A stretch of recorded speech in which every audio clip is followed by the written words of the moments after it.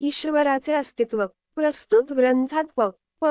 श्रीमद वासुदेवानंद सरस्वती स्वामी महाराजांनी ज्यांचे महात्म्य वर्णिले आहे, तो ईश्वर प्रत्यक्ष अस्तित्वात आहे की नाही असा प्रश्न अत्याधुनिक व स्वतःला प्रागतिक समजणाऱ्या आजच्या शिक्षित मनाला पडतो. ईश्वरास्तित्ववादी लोक तर्कशास्त्रीय पद्धतीने ईश्वराचे अस्तित्व सिद्ध करण्याचा प्रयत्न करून या प्रश्नाचे उत्तर देतातही.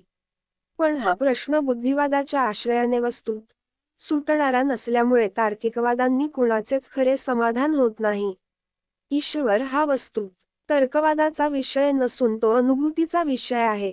पण अनुभूती म्हटले की एकतर ती आहे त्या स्थितीतल्या आजच्या इंद्रियांना आली पाहिजे अथवा आजच्या विज्ञानाच्या संशोधनाचा आधार असलेल्या प्रयोगशाळांतून तेथील उपकरणांच्या द्वारे सिद्ध झाली पाहिजे असे आजच्या आक्षेपकांचे म्हणणे असते. दुर्लभ मानवजन्म लाभला असता मनुष्याने त्याचे सार्थक करावे म्हणजेच तो जन्म देणाऱ्या ईश्वराचे अंशतः का होईना आपण उतराई झालो असे म्हणण्यास हरकत नाही व कृतज्ञताही आपल्या पदरी पडणार नाही. मानव आपल्या प्रयत्नाने आपले स्वयंसिद्ध जे नारायण स्वरूप ते सुद्धा प्राप्त करून घेऊ शकतो व स्थावर योनीपर्यंत अधोगतीलाही जाऊ शकतो.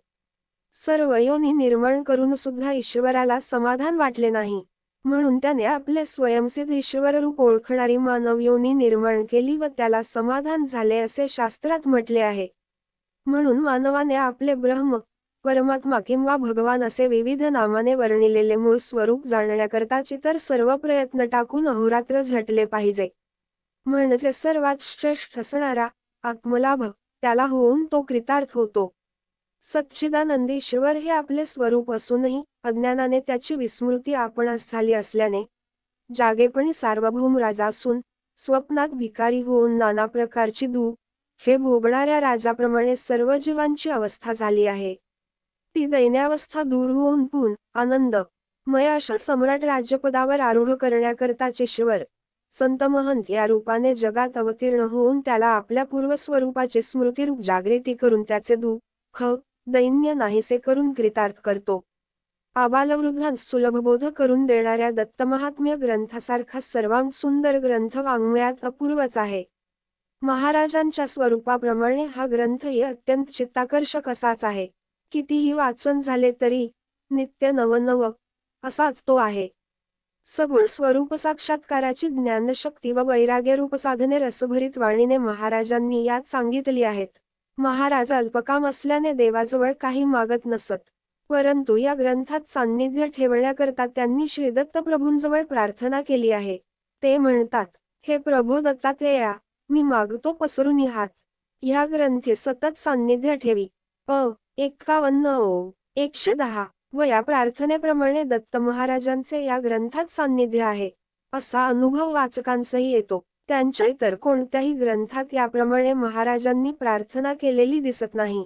यावरून या ग्रंथाची थोरवी किती आहे हे सहजच लक्षात येण्यासारखे आहे. श्री गुरुचरित्राप्रमाणे महाराजांनी दत्त महात्म्याचेही 51 अध्यायच केले आहेत.